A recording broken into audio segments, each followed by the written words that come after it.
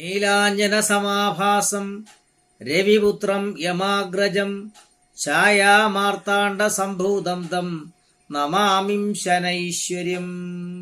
ശനീശ്വര ഭഗവാനെ രക്ഷ. അപ്പോൾ ശനിയുടെ മാറ്റത്തെ പ്രതീക്ഷിച്ചിരിക്കുന്ന ഒരുപാട് ആൾക്കാരുണ്ട്. ശനി എൻ്റെ ദോഷം ചെയ്യുമോ, ശനി സഹായിക്കുമോ, ശനി എന്തൊക്കെയാണ് നമുക്ക് നൽകേണ്ടത്, അല്ലെങ്കിൽ നമുക്ക് ദോഷം പലരും പറയും കണ്ടകശനി കൊണ്ടുപോകും.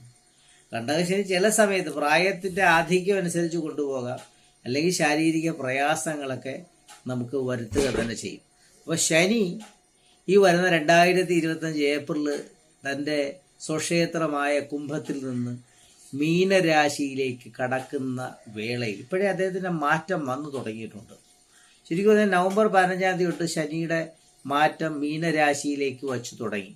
അപ്പോൾ മീനരാശിയിലേക്ക് വയ്ക്കുമ്പോൾ ഈ ശനി ആർക്കൊക്കെ എന്തൊക്കെ പ്രശ്നങ്ങൾ ഉണ്ടാക്കാം, അല്ലെങ്കിൽ ആരെയൊക്കെ എന്തൊക്കെ സഹായിക്കാം എന്ന് നമുക്ക് മനസ്സിലാക്കേണ്ടതുണ്ട്. അപ്പം അശ്വതി, ഭരണി, കാർത്തിക, കാല് മേടരാശിക്കാരാണ്.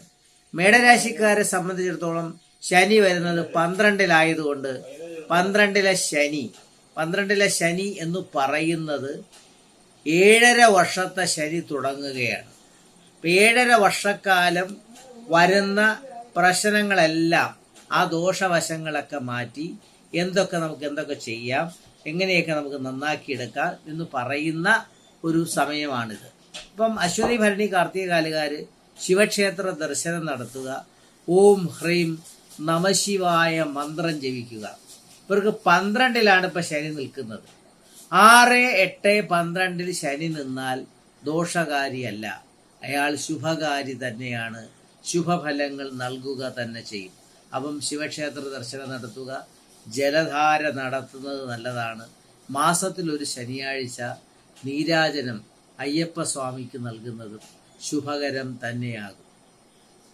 കാർത്തിക, മുക്കാല്, രോഹിണി, മകയിരത്തര വരുന്ന ഇടവരാശിക്കാരെ സംബന്ധിച്ചിടത്തോളം ശനി 10 നിന്ന് 11 ഗുരുവിൻ്റെ ക്ഷേത്രത്തിലാണ് വരുന്നത്. അപ്പോൾ ഗുരുവിൻ്റെ ക്ഷേത്രത്തിൽ വരുമ്പോൾ ഗുരു എന്ന് പറയുന്നത് വ്യാഴമാണ്. അപ്പോൾ വ്യാഴത്തിൻ്റെ ക്ഷേത്രത്തിൽ വരുന്ന ശനി അതിഥിയാണ്. ആ അതിഥി എന്ന് പറയുന്നത് ഗുരുവിൻ്റെ സുഹൃത്താണ്. അപ്പോൾ സുഹൃത്ത് ഒരിക്കലും ഒരു ദോഷവശങ്ങളും ചെയ്യാൻ സാധ്യതയില്ല. അതുകൊണ്ട് നമുക്ക് 11-ലെ ശനി ഇടവരാശിക്കാരെ സംബന്ധിച്ചിടത്തോളം ഇതുവരെ ഉണ്ടായിരുന്ന ആ കണ്ടക ശനിയുടെ കാഠിന്യമൊക്കെ മാറി ധനവരവും സാമ്പത്തികമായിട്ടുള്ള മാറ്റങ്ങളും തൊഴിൽ മേഖലകളിലെ ഉയർച്ചയും വിവാഹത്തിൻ്റെ കാലതാമസവും എല്ലാം മാറി എല്ലാവിധ ഐശ്വര്യങ്ങളും നൽകുന്ന ഒരു കാലഘട്ടമായി തീരും ഈ ശനിയുടെ മാറ്റം. മകയിരത്തിൻ്റെ അവസാനത്തെ 30 നാഴിക, തിരുവാതിര പൂർണ്ണത്തിൻ്റെ ആദ്യത്തെ 45 നാഴിക ചേരുന്ന മിഥുനരാശിക്കാരെ സംബന്ധിച്ചിടത്തോളം 10-ലാണ് ശനി വരുന്നത്. 10-ലെ ശനി തൊഴിൽ മേഖലകളിൽ ശ്രദ്ധ ചെലുത്തേണ്ടതുണ്ട്. മാത്രമല്ല അവരെ സംബന്ധിച്ചിടത്തോളം 2025 ഏപ്രിൽ വരെ വ്യാഴം 12-ലുമാണ് നിൽക്കുന്നത്. അപ്പോൾ പൊതുവേ പറയുകയാണെങ്കിൽ ശ്രീകൃഷ്ണ ഭഗവാനെയും ശിവഭഗവാനെയും നന്നായിട്ട് പ്രാർത്ഥിക്കുക. തൊഴിൽ മേഖലകളിലെ തടസ്സം മാറ്റാൻ വേണ്ടി രാവിലെ നമ്മൾ തൊഴിൽ മേഖലകളിലേക്ക് ഇറങ്ങുമ്പോൾ ഓം ഹ്രീം നമശിവായ മന്ത്രം ജപിക്കുക. ഓം നമശിവായ ജപിക്കരുത്, ഓം ഹ്രീം നമശിവായ മന്ത്രം ജപിക്കണം. ശക്തി വരും, മന്ത്രത്തിന് ശക്തി ഉണ്ടാവുക തന്നെ ചെയ്യും. അപ്പം മനനം ചെയ്യുന്ന ഈ മന്ത്രം ഉള്ളിലേക്ക് പ്രവേശിക്കുമ്പോൾ ഒരു ശക്തിയും ആത്മചൈതന്യവും ഉണ്ടാക്കിയെടുക്കാൻ കഴിയുക തന്നെ ചെയ്യും. പുറത്തിൻ്റെ അവസാനത്തെ 15 നാഴിക പൂയമായില്യം ചേരുന്ന കർക്കടക രാശിക്കാരെ സംബന്ധിച്ചിടത്തോളം ശനി 9-ൽ ഭാഗ്യസ്ഥാനത്താണ് നിൽക്കുന്നത്. അപ്പോൾ ഭാഗ്യസ്ഥാനത്ത് നിൽക്കുന്ന ശനിയും ഭാഗ്യസ്ഥാനത്തിൻ്റെ അധിപനായ ഗുരു ഇനി 12-ലേക്കാണ് വരുന്നത്. അപ്പോൾ 12-ൽ വരുമ്പോൾ ശ്രീകൃഷ്ണ സ്വാമി ക്ഷേത്ര ദർശനം നടത്തേണ്ടത് വളരെ അത്യാവശ്യമാണ്. അപ്പോൾ ഇവരുടെ അഷ്ടമശനി ഇതുവരെ ഉണ്ടായിരുന്ന മാനസിക പ്രയാസങ്ങൾ, ശാരീരിക പ്രയാസങ്ങൾ, കുടുംബത്തിൽ അഭിപ്രായ വ്യത്യാസങ്ങൾ, വിവാഹം കഴിച്ചിട്ട് തമ്മിൽ പിരിഞ്ഞു നിൽക്കുന്നവർക്കെല്ലാം യോജിക്കാൻ പറ്റിയ ഒരു സമയമാണ് ഈ ശനിയുടെ മാറ്റം. അടുത്ത് വരുന്ന മകം, പൂര, ഉത്രത്തിൻ്റെ ആദ്യത്തെ 15 നാഴിക ചേരുന്ന ചിങ്ങരാശിക്കാരെ സംബന്ധിച്ചിടത്തോളം കണ്ടക ശനിയിൽ നിന്ന് ശനി അഷ്ടമത്തിലോട്ടാണ് പോണേ. പലരും ചോദിക്കും, എൻ്റെ കണ്ടകശനി മാറി, പക്ഷേ സാറേ ഇനി അഷ്ടമശനിയല്ലേ? ഇപ്പം ചാരവശാൽ അഷ്ടമശനി എന്ന് പറയുന്നത് 8-ലാണ്. അഷ്ടമം എന്ന് വെച്ചാൽ 8, ആ 8-ൽ വരുന്ന ശനി 6, 8, 12 നിൽക്കുന്ന ശനി സഹായിയാണ്. അപ്പം ഇതുവരെ ഉണ്ടായിരുന്ന സാമ്പത്തിക പ്രശ്നങ്ങൾ, ശത്രുക്കളുടെ ആ ബലം, ഇതെല്ലാം മാറി നല്ല ഒരു ചൈതന്യവും ജീവിതത്തിലെ ഉയർച്ചയും, വിവാഹം കഴിക്കാത്തവർ വിവാഹം കഴിക്കാൻ പറ്റിയ സമയവും, കടൽ കടക്കാൻ പറ്റുന്നവർക്ക് കടൽ കടക്കാൻ പറ്റിയ സമയം തന്നെയാണ് ഈ ശനിയുടെ മാറ്റം. ഉത്രത്തിൻ്റെ അവസാനത്തെ 45 നാഴിക, അത്തം ചിത്തിരയുടെ ആദ്യത്തെ 30 നാഴിക ചേരുന്ന കന്യരാശിക്കാർക്ക് ശനി കണ്ടക ശനിയായിട്ടാണ് വരുന്നത്. എനിക്ക് കടൽ കടക്കണം, എനിക്ക് ജർമ്മനി പോകണം, ഓസ്ട്രേലിയ പോകണം, അമേരിക്ക പോകണം എന്നൊക്കെ തീരുമാനിക്കാൻ പറ്റിയ ഒരു സമയമാണ് ഇത്. ആ ശനിയുടെ മാറ്റം കണ്ടക ശനി ആയതുകൊണ്ട് മീനരാശിയിലാണ്. കടൽ കടന്നുള്ള വരുമാന മാർഗത്തിലൂടെ കാശുകാരനാകാൻ പറ്റും. പഠിക്കുന്ന കുട്ടികൾ പഠനത്തിൽ വളരെയേറെ ശ്രദ്ധ ചെലുത്തേണ്ടതുണ്ട്. ശിവക്ഷേത്ര ദർശനം നടത്തേണ്ടതും വളരെ അത്യാവശ്യമായ കാലഘട്ടത്തിലാണ് നമ്മൾ സഞ്ചരിക്കുന്നത്. അതുകൊണ്ട് പ്രാർത്ഥന വളരെ അത്യാവശ്യം തന്നെയാണ്. തുലാം രാശിക്കാർ, ചിത്തിരയുടെ അവസാനത്തെ 30 നാഴിക, ചോതി വിശാഖത്തിൻ്റെ ആദ്യത്തെ 45 നാഴിക ചേരുന്ന തുലാം രാശിക്കാർക്ക് 6-ലാണ് ശനി വരുന്നത്. 6-ലെ ശനി പൊതുവെ പറഞ്ഞ രോഗാവസ്ഥയാണ്. അപ്പോൾ പൊതുവേ ഈ പറയുന്ന നക്ഷത്രത്തിൽ ജനിച്ച ഒരുപാട് പേരുണ്ട്. നമുക്ക് പരിചയത്തിൽ ഒരുപാട് നല്ല നല്ല സമൂഹത്തിൽ നിറഞ്ഞു നിൽക്കുന്ന ഒരുപാട് മഹത് വ്യക്തികൾ തന്നെയുണ്ട്. ഇവർക്കൊക്കെ സ്വാഭാവികമായി പറഞ്ഞാൽ ശാരീരിക അസ്വസ്ഥത വർദ്ധിക്കാൻ സാധ്യതയുണ്ട് 70 വയസ്സിന് മുകളിൽ. ഒരു യാത്രയ്ക്കൊക്കെ സമയമാണ്. അപ്പം സാമ്പത്തികമായിട്ടുള്ള തടസ്സങ്ങൾ, ശാരീരിക പ്രശ്നങ്ങൾ, അതുപോലെ തന്നെ മാനസിക പ്രയാസങ്ങൾ എല്ലാം കൊണ്ടും വളരെയേറെ മോശമാകുന്ന ഒരു കാലഘട്ടമാണ് ഈ പറയുന്ന സമയം. അതുകൊണ്ട് തുലാം രാശിക്കാർ ചിത്തിരയുടെ അവസാനത്തെ 30 നാഴിക, ചോതി വിശാഖത്തിൻ്റെ ആദ്യത്തെ 45 നാഴിക ചേരുന്ന ഇവർ ശ്രീകൃഷ്ണസ്വാമി ക്ഷേത്ര ദർശനവും ശിവക്ഷേത്ര ദർശനവും നടത്തേണ്ടത് വളരെ അത്യാവശ്യ കാലഘട്ടമാണ്. വിശാഖത്തിൻ്റെ അവസാനത്തെ 15 നാഴിക അനിഴം തൃക്കേട്ട് ചേരുന്ന വൃശ്ചിക രാശിക്കാരെ സംബന്ധിച്ചിടത്തോളം ശനി 5-ലാണ് നിൽക്കുന്നത്. 5-ലെ ശനി മാനസിക പ്രയാസങ്ങളൊക്കെ വരുത്തുക തന്നെ ചെയ്യും. പിന്നെ ഗുരുവിൻ്റെ മാറ്റം അഷ്ടമത്തിലോട്ടായതുകൊണ്ട് ശ്രീകൃഷ്ണ ഭഗവാനെ നന്നായിട്ട് പ്രാർത്ഥിക്കുക. പ്രാർത്ഥനയ്ക്ക് ബലമുണ്ട്. നന്നായി പ്രാർത്ഥിച്ചാൽ ജീവിതത്തിൽ ഒട്ടേറെ വിജയം വരിക്കാൻ സാധിക്കുക തന്നെ ചെയ്യും. ധനുരാശിക്കാർ, മൂലം, പൂരാടം, ഉത്രാടത്തിൻ്റെ ആദ്യത്തെ 15 നാഴിക ചേരുന്ന ധനുരാശിക്കാർക്ക് കണ്ടകശനി 4-ലാണ് ശനി വരുന്നത്.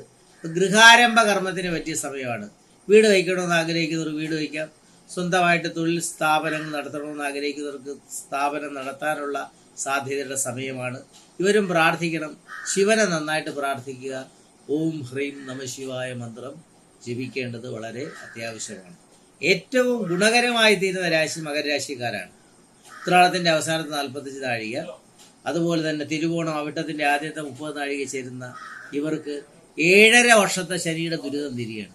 അപ്പോൾ 7.5 വർഷക്കാലം അനുഭവിക്കുന്ന ദുരിതം മാറി പുതിയ ഗൃഹത്തിന് സാധ്യത, സന്താന ഭാഗ്യത്തിന് സാധ്യത, മാനസിക പ്രയാസങ്ങളുടെ ആശ്വാസമൊക്കെ പ്രതീക്ഷിക്കാവുന്ന ഒരു കാലഘട്ടമാണ് ഇനിയുള്ളത്.